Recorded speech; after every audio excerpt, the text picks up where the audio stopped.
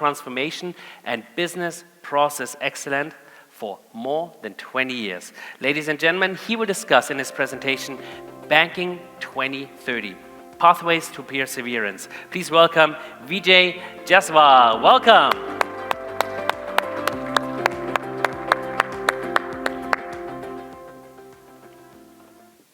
You hear me? Here we go. Right, so thank you very much. I think every speaker's going to say this. It's great to be back on stage. It's great to see everybody's faces. So my presentation is a quick 10-minute presentation. I'm going to be talking about three things today. A glimpse into the future. So the title of my presentation is 2030. I'm going to give you two glimpses into the future. One, quite a gloomy look into the future for all of us in the banking industry in the room. Not so nice. The second one is more of I think the scenario that we want. So a more positive look into the future. Okay. And thirdly, I'm going to be sharing with you insights from a lot of our global as well as local banking customers about how to ensure that the future will be bright in 2030. But first of all, let's go to the doom and gloom, right? Let's fast forward 9 years. So this is the not so nice future. Okay, so in 2030, in the not so nice future, only 4 banks will exist that will have a direct connection to the customer, that will interact with the customer. Okay, so all the banks in the room will still exist. Okay, so the traditional banks, the fintechs that are in the room, but they will exist as intermediaries providing banking services to these 4 big banks. Can anyone guess what these 4 big banks would be? Anyone? Amazon is definitely one. Apple, yes, absolutely. Microsoft, Facebook, Apple, Google. Why? Because, I mean, if you look at them right now, you know, user experience, the customer experience is it's right up there, right? The way that they use data, AI, analytics. Previous speaker mentioned Life Moments Orchestrator, I think. Facebook have already got that, right? They know when your child was born. They know when you're going to get married. They know when you're going to buy a car. So all of this insight that they already have, okay? I was going to put Uber and Tesla, but actually, I'm going to put Starbucks. I don't know if you know this about Starbucks, but last year, a CEO of an Asian bank basically called Starbucks not a coffee company, but the largest unregulated bank in the world. Why? Quite an interesting story, actually. So you know the Starbucks card and the Starbucks app. Starbucks have got 1.5 billion US dollars, this is as of last year, of money loaded up. All their customers all over the world. 1.5 million US dollars. That's basically, it's a free loan, right? They don't need to hold any of that money in reserve because the customers aren't going to withdraw that money. They're going to withdraw coffee. Starbucks can do whatever they want with that money. They can open up new branches. They can even, I guess, create their own currency. You know, if they interact and partner with, I don't know, Walmart and say, all our Starbucks customers are allowed to use the Starbucks card to shop at Walmart. It's quite scary, but I think, you know, this industry has been disrupted, the most it's been disrupted, I think, in the last decade. And it just shows that competition can come from anywhere. But anyway, I don't think this is going to happen. You know, I don't think there's going to be only 4 banks in the world that only interact with customers. Let's look at the bright side, right? So let's look at version 2 of the future. Version 2 of the future is where all of the banks in the UAE that exist today will still be around, okay? All of the fintechs, I think 134 fintechs as of mid-2021 exist in the UAE, according to fintechnews.ae. Okay, so the banks will still exist, the fintechs will exist, and more importantly, they're going to play together. You know, together they're going to serve the customers. Okay, the customer experience and all these kinds of things. So what I want to do now is, so these are the 2 scenarios. The third thing I want to share with you is really to give you insight from a load of our customers. So on the top line, we've got a load of global customers that have already walked the open banking path, right? Some of these EU banks have already gone through the whole open banking thing due to PSD2. as well as some of the insights from the more local customers down below. Okay, so I want to share with you 3 pathways or 3 elements of technology that recent conversations that I've had, my colleagues have had with CIOs and senior execs at all of these organizations. Before I do that though, I mean, we all know banking is going through such a big transformation at the moment, isn't it? I mean, traditional banking was all about, you know, protecting data, creating a fort, creating walls all around information and data. Banks don't want to share that information, right? But now, that's for Jira Fort, by the way. But now they have to, right? Banks have to open up the fortress. Data is going to be so valuable in terms of new revenue streams for banks in the next 9 years. It's going to be absolutely vital. And I think a lot of the Middle Eastern banks are starting to tread the open banking path, regardless, actually, of regulation not being there.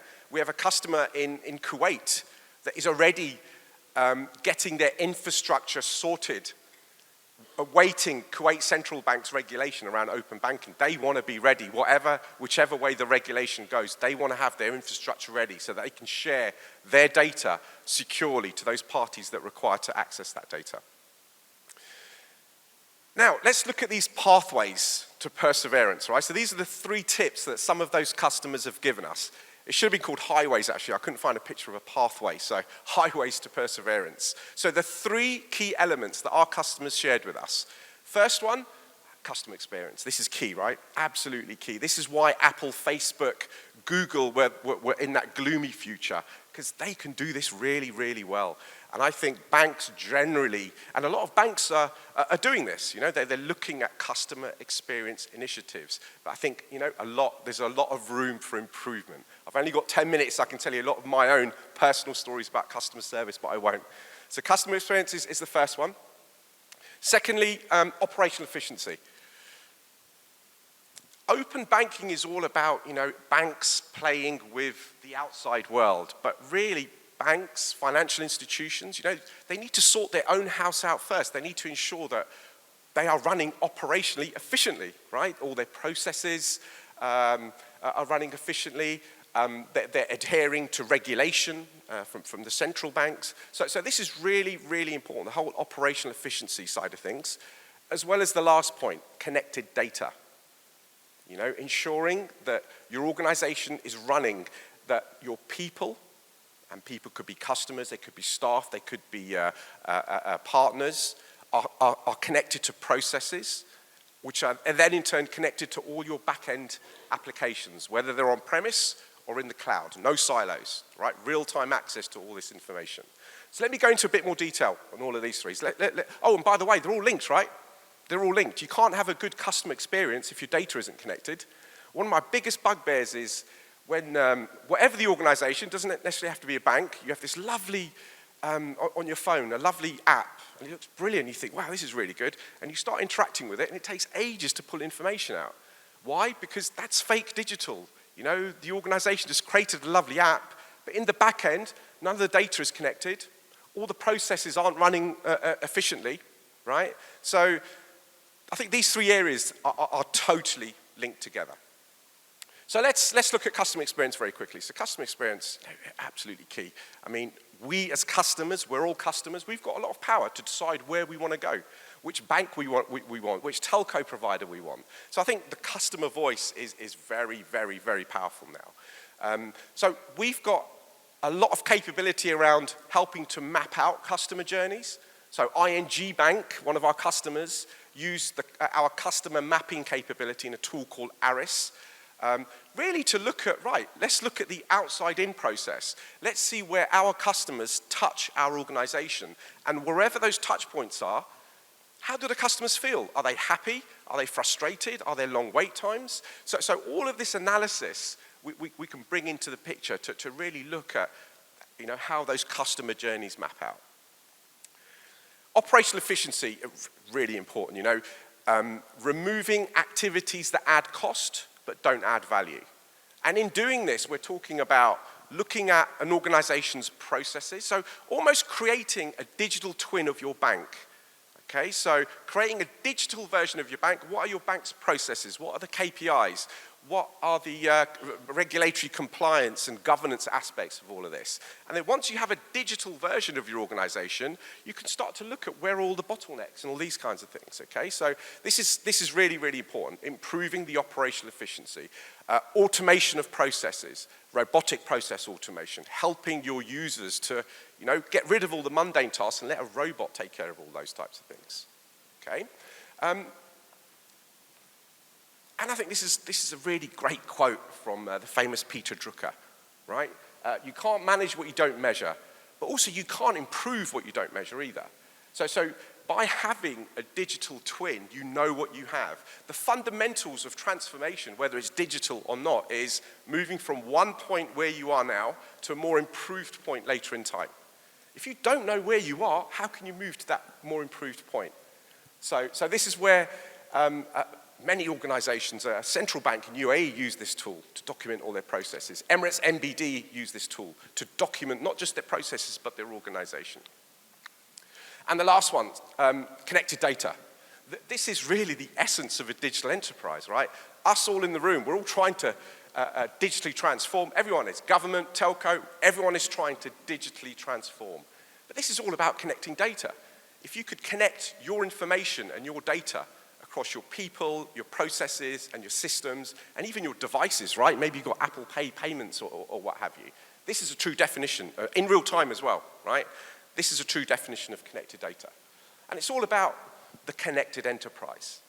Okay, so this piece of advice, so in Kuwait, we've got a lot of our banking customers in Kuwait, Central Bank of Kuwait, MBK, Bergen Bank, are big users of this capability to connect all the various different data elements in their organization together. And this is the cornerstone, right? The whole API management side of things, the ability to share data securely to whoever requires it, right? So API management is a cornerstone for open banking. And this is a Forrester quadrant. I've got a laser pointer here. But anyway, that dot on the top right-hand side is Software AG. Okay, so our API management tools are market leading according to Forrester's, the Gartners of this world. Okay, and this is the reason why a lot of those Kuwaiti banks picked our capability. Standard Chartered Bank, many banks, the logos that you saw earlier, have picked this capability. So, a bit about Software AG. We've been around. We were concepted in 1969. So the year technology put a man on the moon, that's when Software AG was founded. And really, for these 53 odd years, we've got one strategy, and that is converting data to value. That's what we've been doing for 52 years, okay? And we do this by providing the fluid flow of data so that organizations, banks, fintechs can instantly visualize, decide, and act, okay? And again, this could even be another definition of what a digital enterprise is. If your enterprise can do this in real time, instantly, you're digital, you're there already. So, last couple of slides, just want to wrap up. Now, if you as an organization have issues with customer experience, customer complaints, etc., or data silos, your applications, your people aren't connected seamlessly, or operational efficiency in terms of processes, please reach out to us. We're offering a free 2-hour workshop where we're going to come in and really just share our experiences with you, all the experience we've gleaned from our global banking customers as well as local banking customers. Okay, so thank you very much. If you want to get in touch with me, please do so on that email. Now, if you get your phones out and zoom in onto this QR code, it's a poll. I'd love to hear your insights on the technology that will help banks survive the future.